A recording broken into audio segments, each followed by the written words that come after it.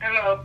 Hi, this is Luna with Canon Realty. I'm calling because it looks like you had a property on Windover Street, came off the market and sold. Is that true? You had a wrong number. Hi everyone, welcome back to my video.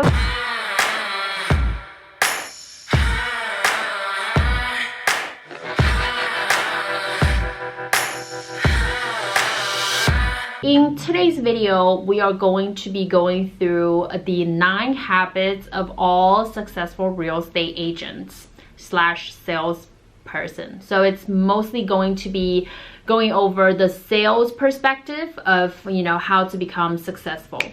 So number 1 that I will say is to keep a positive attitude and also to focus on the things that you can control.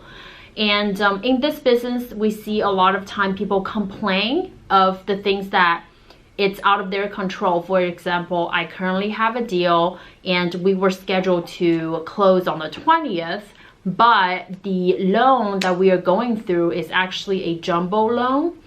So I actually just learned this today. I heard that jumbo loan is actually a lot harder for people to get that approved. It's a lot harder and takes longer because when you get a jumbo loan, for example, for $600,000, you get one loan on the $400,000 and then another loan on the $200,000. So the $400,000 you get it with a lower interest rate versus, the top of the $200,000 it will be slightly higher interest rate, but you get to pay off that $200,000 first, and then you can keep going on with the lower interest rate on that $400,000. So for a lot of people, if they just go directly to get a $600,000 loan, it will be more higher interest rate. So that happened to one of my clients, and we were gonna get the loan commitment 2 weeks ago on the contract. However, we still have not got the loan commitment. Am I frustrated? Yes. But I'm not gonna spend too much time complaining about it. I'm just gonna, tell my seller, let him know what's going on, and it's out of my control. However, what I'm going to be focused on is to still stick on my daily routine. I just finished calling up the expired listing list for the second time, and that will be the number 1 thing for the most successful salesperson, is to focus on the things that you can control, which is your habits and your routine, versus things that, you're not going to make a difference if you just be stressed about it. And number 2 is to really be focusing on doing the activities that can make you money. So I talked in my previous videos of, I think that, networking with realtors are just waste of time, and really making realtors money is prospecting, speak directly to your sellers, talking to your buyers, people who are active in the business or looking to purchase real estate, or people are thinking about selling real estate, versus spending too much time network for your own branding or talking to other realtors. So what happens to me, for example, I've got another story.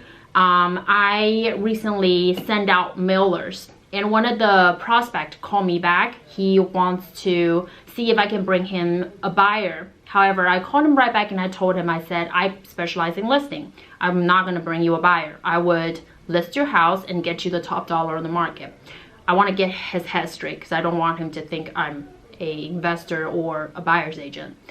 And 2 days after, I received a text message from a agent who claimed to be that seller's agent, and they have nothing signed in writing because I looked on MLS. So I did not respond to the agent because it will be a waste of time. I just don't want to get into too much of the drama. What I did was I went back to the seller, I confirmed on the appointment date, and I told him, hey, just wanted to make sure that we're still meeting up this Friday, blah, blah, blah. He says, yeah, we're good to go. So I'm still going to pursue and keep meeting with the seller. And I'm not going to waste too much time explaining to the other agent. I don't know what happened, if there's any drama between the seller and the agent. I'm still going to go pursue and get the listing signed because that's my job. And my goal is to get the seller top dollar. I don't care about pissing up the other agent. They don't have any agreement signed and I'm not soliciting, so I'm not worried about that. Okay, let's move on to number 3. Is to focus on your pipeline, not the sale goals. I've been thinking about this recently, that my first 1 and 2nd year of income, it really does not matter, because every day what I'm doing is to cold calling people, building my pipeline for my business in the future. And to me, that is way more important than chasing that 1 or 2 sales currently, because you want the business to come back to you later on. You want to have a structure. You want to be, growing your business as you stay in the business for longer terms and longer years. So that'll be the number 3. And number 4 is to be willing to take risk, especially in real estate as a listing agent. It's fascinating to me how my mindset has been changing, especially when I first started compared to right now. Before, when I get a listing appointment, I just get so excited, and when I prepare for CMA, what I think is, if the seller, let's say, wants a $200,000 on the property, and I know that's a slightly higher, maybe the fair market value is $175,000, I will tell myself, oh, this house, it is worth $200,000, and I will find all the reasons and comps that I can to support the seller to make it $200,000, which gives him ultimately kind of like a wrong impression. But right now, what I do instead is I will see the property and I'll prepare for the CMA as if I'm the buyer. I don't care what the sellers think. I'm gonna think if I'm the buyer, because if you think it that way, you're gonna give the seller the most accurate information that they are going to need. Essentially, you will benefit the seller in the long run. So when I go to a listing appointment, I just think, okay, well, if I lose this deal, it does not matter to me because I did my job. And I just think of it as, I will be able to lose it all and it's fine, because the next day I'm going to do the same thing. I'm going to put in the same amount of work. I will have appointments along the way, and I'll have 4 appointments in this week. I don't have anything to lose. So that should be the mindset that you are going to have, because once you reach to that level, it will take off so much stress on your shoulder, and it will allow you to do your work more efficiently and accurately.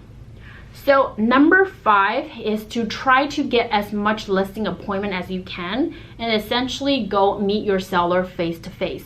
Because I believe in this business, it happens during people are connecting with each other through the phone, and also through face-to-face, eye contact to eye contact. I don't believe that business, especially in real estate, happens through DM, email, text message. Those are the things I don't believe in.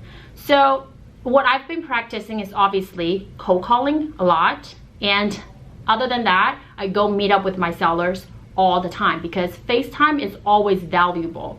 Even if you don't get the listing signed, you still learn so much when you're meeting people. You know what you did wrong this time, and then you will improve yourself the next time when you go on listing appointment. Number 6 is to understand what your seller or prospect really needs.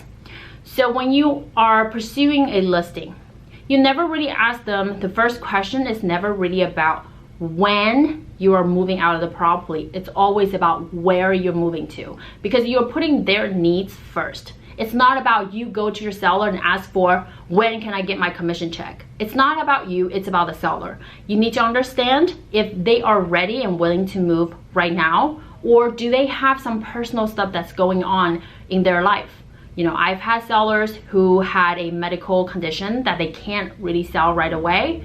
Then I don't pursue. I ask them when they'll be ready to move, and ask them, what they really need. If they are being very, if they're being unclear on the answer, then I go ahead and ask them the question again. I said, can I ask you about that? Then they go in depth and explain to me, you know, what's going on. Number 7 for the habits, I will definitely say leverage your relationship. Because, you know, on the day-to-day job, I'm always opening up to different prospects, like new people.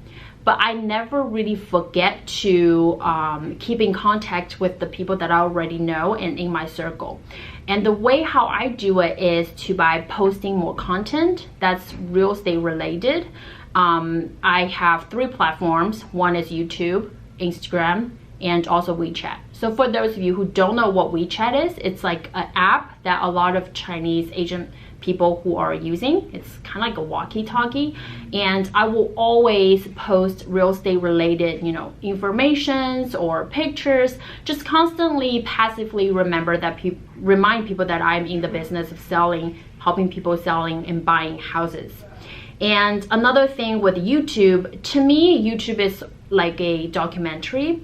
I will post things on there, 1, to help new agents, giving you guys tips, and 2 is to keep myself accountable. I never really thought that I could actually get listings or, you know, referral leads from YouTube, and that happened to me quite a bit. The past 1 week, I've received 2 referrals through my YouTube channel, which is kind of, it was a big deal. One of the agents that called me, he is from Nevada, and he had a client who is looking to relocate in Philadelphia, and he found my YouTube channel. And this morning I had another agent who's from LA, and she has a seller who's looking to sell their property.